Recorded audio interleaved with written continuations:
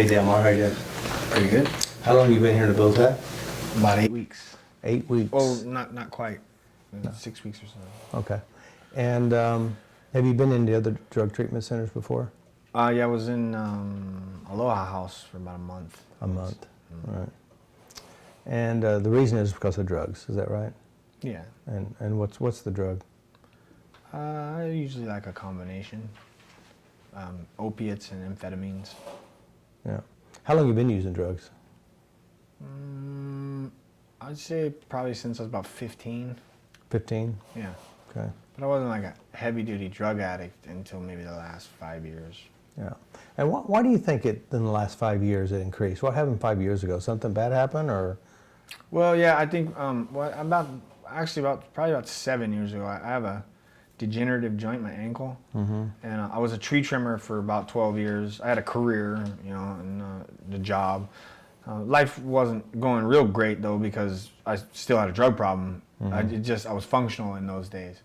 But then when my ankle got real bad and I started not being able to go to work, and then I went to the doctor and got a prescription, that's where it really went downhill. Really? Once I got the prescription, it was bad. Then I started selling the pills instead of going to work. Oh, yeah. And then that spiraled. All right. Then they took them away from me, and then I was really in trouble because I had a huge habit and no way to support it. All right. So why do you think you're addicted? And are you addicted? First of all, are you addicted? Yeah, I mean, you know, like when I filled out your questionnaire, it said, you know, how bad do I want to use drugs right now? And I put 0 because honestly, right at the moment, I don't really feel, you know, it's been, I went through jail and then this and then I was out for a little while, jail again.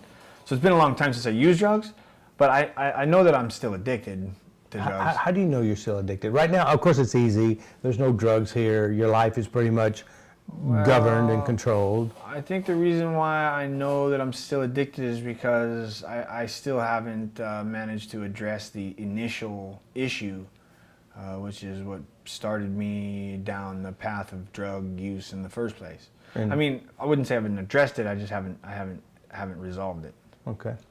So maybe they can help you resolve it today, maybe. Okay. So obviously you've been high probably thousands of times. Oh, yeah. And you know what high feels like, don't you? All right. So what we want to do is we want to test your addiction level in your mind. So I'd like you to close your eyes, and I'd like you to go back to maybe one of the best times you got high. And in your mind, do whatever you did to get high, get your hit, feel the high feeling, and see how strong the feeling is. 0, not at all. 10, very strong. How strong can you make it? To try to feel like I'm that Yeah, high. remember the high feeling. Just remember what it feels like to get high.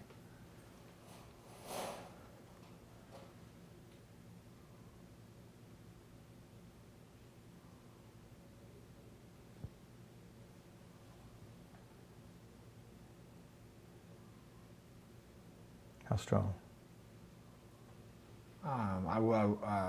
Geez, I don't know. I mean, nowhere near like what it was like at that time, but I'd say like, you know, maybe I can remember what it was like. Can you feel any sensations of it? Yeah, kind of like anxious, nervous. The kind of anxious, nervous. How strong is it? 0 to 10? Maybe like a 3. Okay, good. That's okay. All right, so we got another test. You can open your eyes. All right. What we want you to do is, because when you do certain things, it helps bring memory back, feelings and sensations. What I'd like you to do, on your lap, there's a table. And on the table are everything to do your drug. So what I'd like you to do is just reach over, grab your drug, whatever you do to do it, everything you do to get high, follow the steps as if it was really there, and see if it stirs up any sensations. And don't tell us what you do unless you normally talk when you do it. Okay, So in your mind, you may want to imagine it's all there, and then just do what it takes.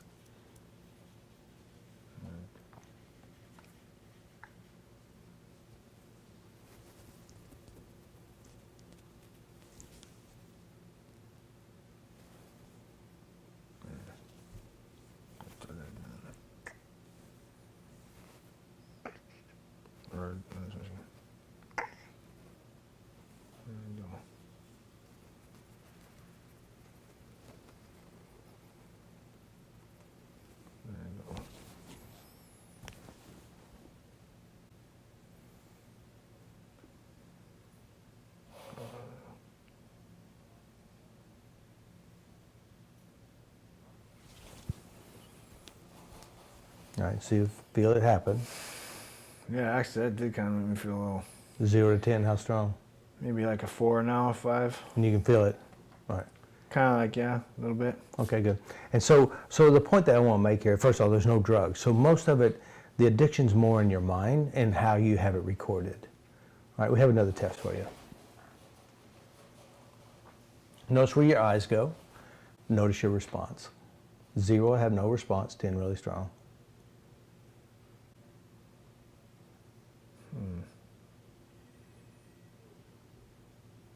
Yeah, I pretty much would go right to that area right there.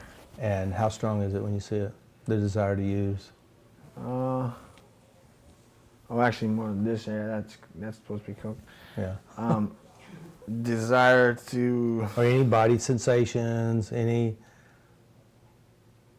I guess the first thing I would think is that's a lot of ice. Woo! Gonna be a while. Yeah, I guess excited, a little bit excited, like, you know, kind of like. 0, not all. 10, really strong. Oh, right. How excited are you? It's still like around a 3 or 4. Okay, good. So that is a lot of ice, huh? Yeah, that would be a pretty good. That'd be a couple of days right there. Really? A couple good days. Sound With some friends. Oh, really? To me, it didn't look like very much. But then again, I've never done it, so I don't know. So that's probably overkill in the bag. No, that's it's like How much would that cost? right here. Yeah. Probably like $250. Wow. Maybe a little bit more. Some expensive sugar there. That's just rock candy, is all it is. Looks real though. If It would cost me $250. you'd charge me a lot more, you're gonna be making money off of it. All right, good. All right, so here it is. Obviously, I venture to say, since back then life has been rough. You lost your job, you can't work, the emotions are high. Let's say you leave this place, and you're out there in the real world, and probably trying to get a job, because you got a criminal record now, and then you get a job, and then you get fired. Then you find out the worst news ever. Your family was all killed by a car. You get kicked out of your house, and you have no place to stay. You're out on the street. Guy pulls up in a truck. In the back of the truck is all the ice and drugs you could ever sell or use. There's no catch. They give you the keys and the title. What do you do? Well, I'd get in the truck and probably drive it to a self-storage or something. Okay. Well, seemed like we're hitting 100 on this little story. Although I think I probably should add that the only reason why this stuff doesn't really get me like super excited right now is because I'm here. If we were outside and you showed me a table full of drugs, it would be a different feeling. That is definitely a different story, isn't it? Yeah. Yeah. Because see, right here, it's a little bit more control. Yeah, I'm not like. Yeah. Also, I know those are fake drugs. You don't know they're really fake. I do, but I'm just saying, like, if they were real, that would probably be a different story too. Yeah. Well, for some people, they just see it and they just like sweats and everything just right then. All right. That would have been the case a year ago or two, probably. Right. Yeah. Okay. Well, our goal is to give you a session and help change what drives that. The emotions, whatever it is that drove the system, and kind of give you some control on it, so that eventually, when you think about drugs, it's the worst thing you'd ever do, no matter how bad you feel. All right. Mm-hmm. All right. So you have a session with Tiffany and Gabby, and they're going to help you out. Okay. Sound good? Yeah. What do you think about all that? Have you ever? I know the treatment never did do anything like this, did they? No. No. I saw a case one time. They had a case one time that had all this stuff in it. Yeah. I think it was when we did a high school drug awareness class, Mm-hmm. and they had a case full of a bunch of stuff like that. Mm-hmm. All right. Very good. All right. Good job. Hey, Demar. How you doing? Good. So you've had several FasterEFT sessions. Mm-hmm. How many did you have? 3. 3 sessions. Mm-hmm. All right. And how were they for you? They were interesting. They were good. I was surprised. So what made it surprised and interesting? Well, I guess for someone who has something of an understanding of the way the FasterEFT works, I mean, because I'm a bit of an amateur enthusiast when it comes to alternative medicines, and I had epilepsy as a kid, which had made me be interested in neurology and that type of thing a little bit, not much. Also, I've been through some treatment programs and done some intensive outpatient stuff and IOP and learned a little bit about the brain, how it works, axons and neurons and dendrites and all that kind of stuff, and the synapse, and about how brain waves, when redirected to operate in different areas or whatever, can totally change the way you look at a situation or feel about a thing. So I guess coming into it, I felt like I felt like it could work, but I don't think I really felt like it could work that much. You know what I mean? Because I always kind of felt like, that's all just sort of like pseudo real. You know what I mean? It's like, yeah, that stuff's true, but how much can it really be? You know what I mean? But I was shocked when she did I have a lot of pain in my ankle from a real bad injury that I sustained when I was younger, snowboarding, and it's degenerative, and it's gotten quite a bit worse over the years, and there's a couple screws in there that I think really need to come out, and so on and so forth. Long story short, it hurts a lot, and both times that they did the EFT, FasterEFT, the faster EFT, there was a noticeable difference immediately, which was, I was a little bit shocked, and like I've heard, all the stories about how placebos work and so on and so forth, and there has to be something to that, right? And then also I had and that was, that was the interesting part. Then the other part was I had a dog when I was, before I got really, really off track with my life, before I got really, really, really strung out on painkillers and lost my career and my house and all of that, I had this dog that I really, really liked. I really loved this dog, and so when I started getting really off track and I wound up semi-homeless, she was running around on the streets with me, and she wasn't used to that because she was, 5 or 6 years old. She spent her whole life in a house, and she got away from me one day, and I lost her, and couldn't find her again. So a couple days later, I contacted the pound, and sure enough, she was in there. And but I didn't have any money. It's, I think, $15 a day or something they charge you. So 2 weeks goes by, and I finally round up the couple $100 that it was at that time to get her out. And when I went to get her, well, I don't know. Is this like too much of a story for the whole? Don't matter. At any rate, when I went to get her, they told me they weren't going to give her to me because I'd spent so long, it had taken so long to, they felt like I was neglecting her or whatever. I imagine, to tell you the truth, they probably were kind of right. I mean, I just didn't have any, I just wasn't really in a place to be taking care of her. So I had to go and get somebody with ID to come back with me. And I left, but while I was there, the guy was like, it's okay. We don't, we're a non-kill and da-da-da-da, and he fed me this big line about how it would be okay, and I sort of let myself be taken in by that a little bit, and then of course I was jonesing, and I was getting sick, and I had this $200, which was a lot of drugs to me at that time, and so I left her in there. I didn't go back, and I didn't realize at the time that would be a horrible thing to do. So it was a major emotional pain? It was, yeah. Like before you started the session, 0 to 10, how strong was the pain? 10 was the worst. It was probably the worst thing I ever did in my life. Really? And it was a horrible, horrible feeling. And she and when she asked me, can you dredge up, something, one of your worst memories or whatever, I did, that one didn't even come to mind because I try so hard not to think about it, usually. So then anyway, I brought that up, and I said, yeah, that's the thing that really bothers me, and then so she did some tapping or whatever. I explained it to her, and she did some tapping, and then it was the craziest thing. And I was crying about it. I was all, it was really emotional situation for me. And actually, it wouldn't have been the first time that I'd cried about it, And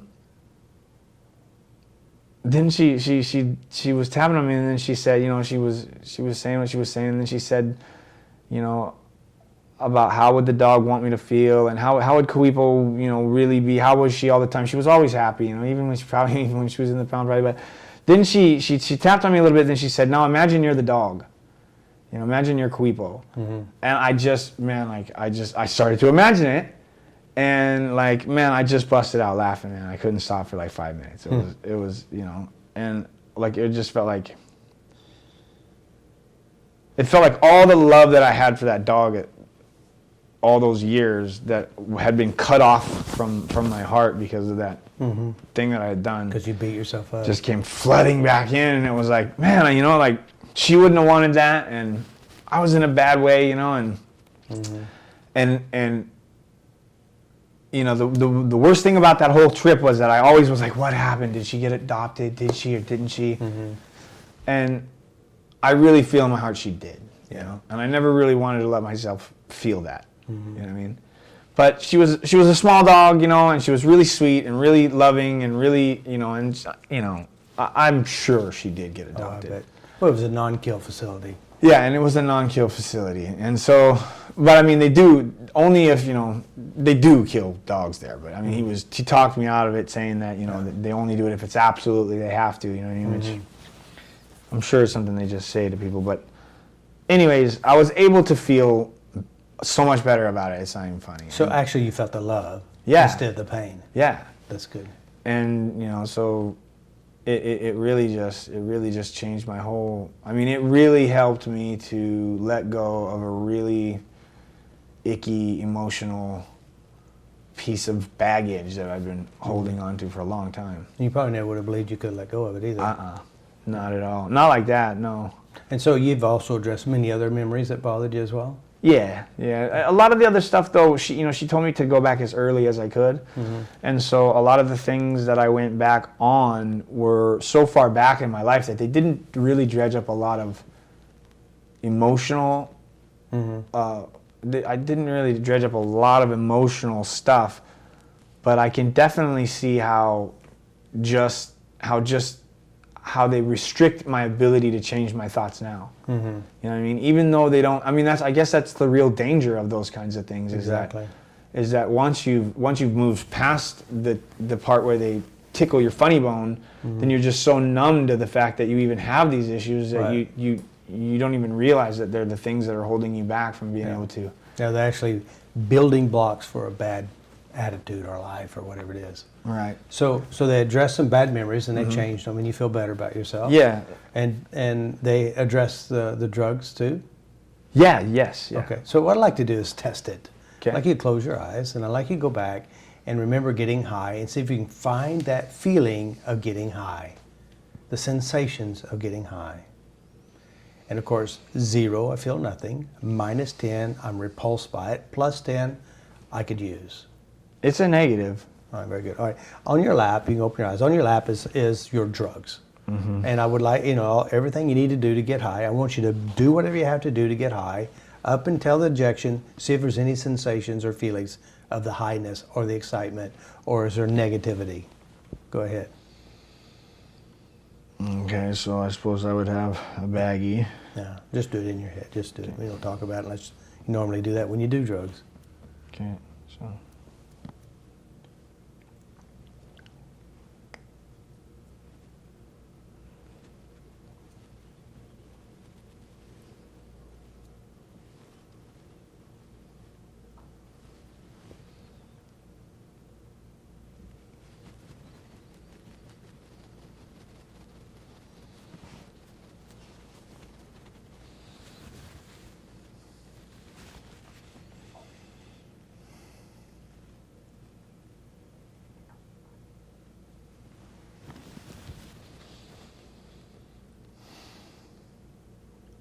Zero, nothing. -10, bad. +10, positive. How strong is it? It was kind of like, actually, that was kind of strange. Actually, like normally when you shoot meth, there's like kind of a vapor that goes up through your chest area, and it felt like that, but it felt prickly. It didn't feel like a good warm sensation. It felt like a kind of like a poisonous. It felt like not a positive thing. It felt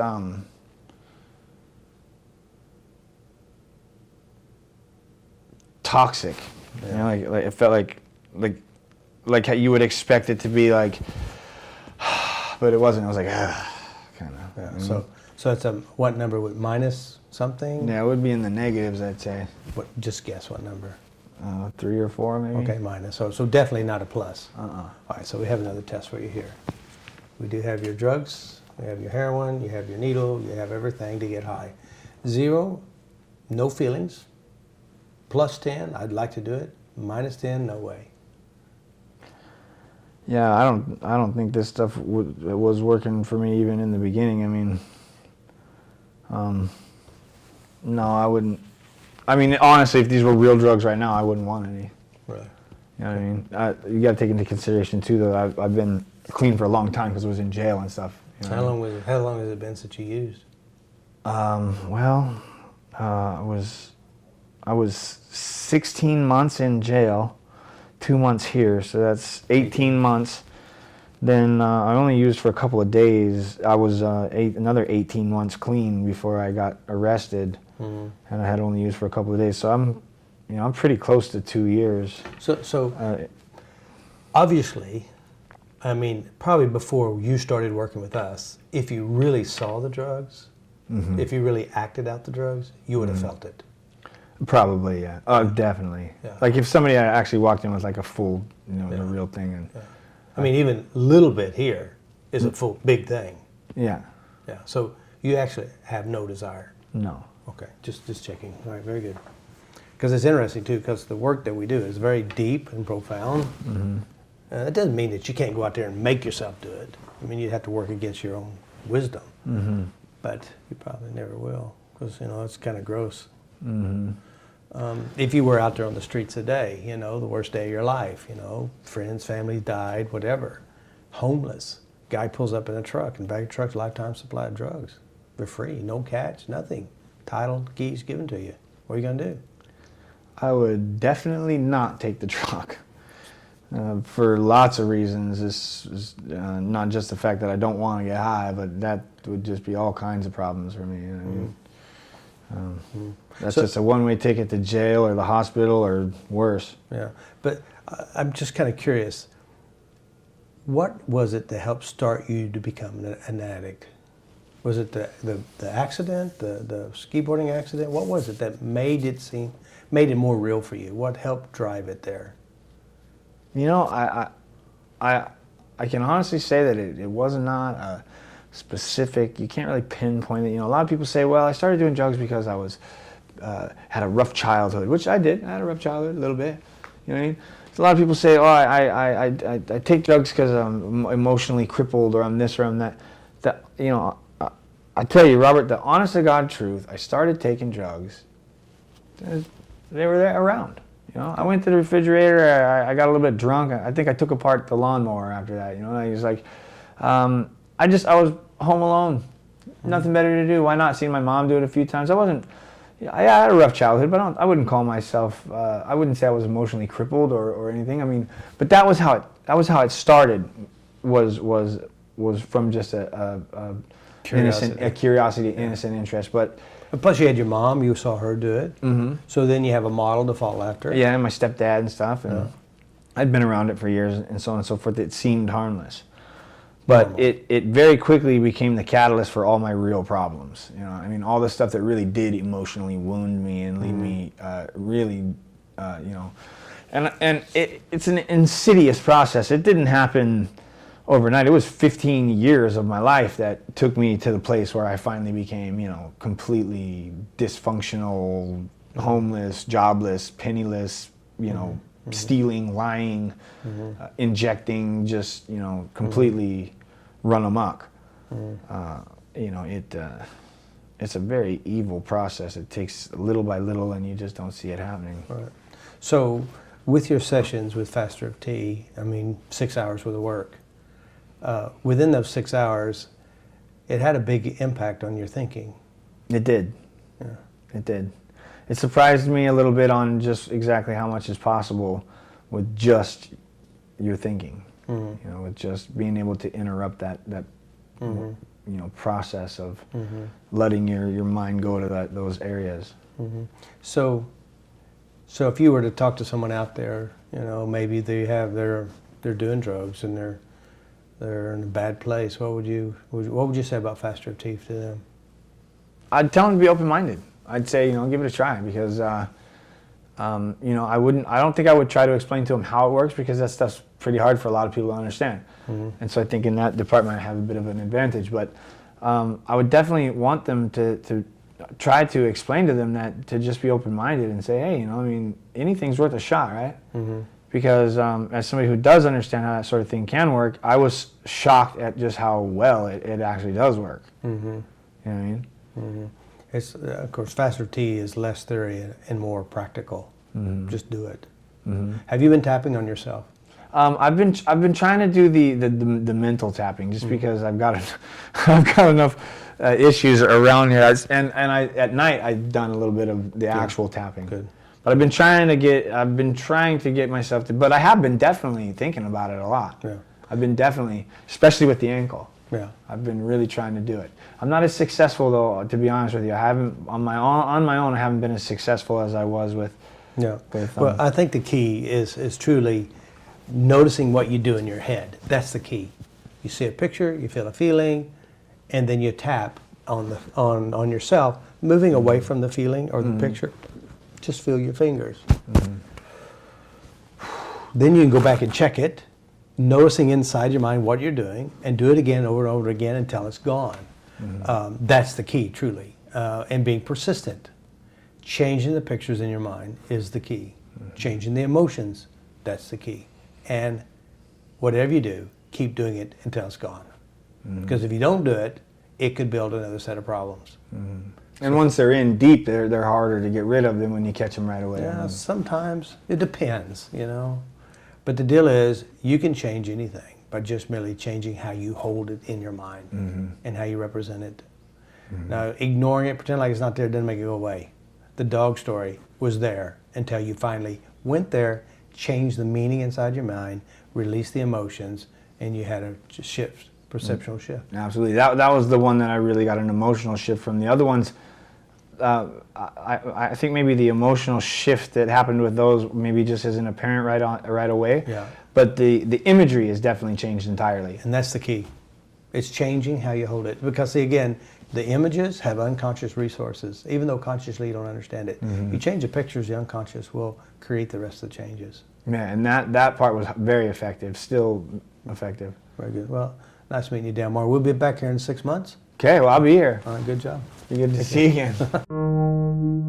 More love in this world than there has ever been before. We gotta let go, let the love flow. More love in this world than there has ever been before. We gotta let go, let the love flow.